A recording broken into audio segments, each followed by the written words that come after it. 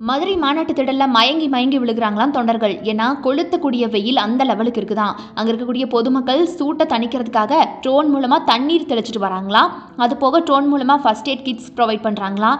இது போக குடிக்கக்கூடிய தண்ணீர் பாட்டிலும் ட்ரோன்ஸ் மூலமா கொடுத்துட்டு வராங்களாம். தாவேகா மாநாட்டு திடல்ல பெண்களுக்குன்னு சொல்லிட்டு தனி அறைகளும் ஒதுக்கீடு பண்ணியிருக்காங்க. கை குழந்தையோட வருகை தந்த பெண்களுக்கு தனி அறைகள் ஒதுக்கீடு செய்யப்பட்டிருக்கு.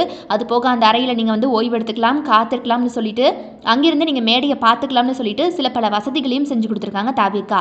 இந்த நிலையில் பார்த்தீங்கன்னா கடும் வெயில் காரணமாக அங்கே இருக்கக்கூடிய ஜூஸ் கடைகள்லையும் நிறைய தள்ளுமுள்ளி ஏற்படுதான். கம்மங்கூழ் கடைகளில் அமோகமான விற்பனை களை கட்ட தொடங்கியிருக்குதான். அது போக அங்கே கம்மங்கூழ் கரும்புச்சாறு ரொம்ப டிமாண்டாக அங்கே வந்து விற்கப்படுதுன்னு சொல்லப்படுது.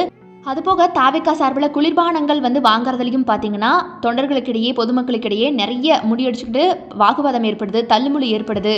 அதனால ஒரே பரபரப்பாக இருக்குது அப்படின்னு சொல்லப்படுது. இப்படி ஒரே வெயில் காரணமாக ராட்சத ட்ரோன் மூலமாக பார்த்தீங்கன்னா மாநாட்டு திடல் முழுக்கவே தண்ணீர் தெளிக்க முடிவு செய்யப்பட்டிருக்கு. அங்கே தொண்டர்கள் மயங்கி மயங்கி விழுகிறாங்க இல்லையா, அவங்களுக்கெல்லாம் அங்கே பார்த்தீங்கன்னா உடனடியாக ட்ரிப்ஸ் ஏற்றப்படுது. ஓஆர்எஸ் கரைசல் வழங்கப்பட்டு சிகிச்சை அளிக்கப்படுது. மாநாட்டு திடலில் 50க்கும் மேற்பட்ட ஆம்புலன்ஸ்கள், 3500க்கும் மேற்பட்ட மருத்துவர்கள் குழு, செவிலியர்கள் குழு பார்த்தீங்கன்னா மீட்பு பணியில் ஈடுபட்டு வராங்க. அண்ட் ஒருவேளை அங்கே தேவை ஏற்பட்டால் பார்த்தீங்கன்னா உடனடியாக அவங்கள மருத்துவமனைக்கு கூட்டிகிட்டு போகக்கூடிய சிறப்பு வழியும் கூட முன்னதாகவே ஏற்பாடு செய்யப்பட்டிருந்திருக்கு.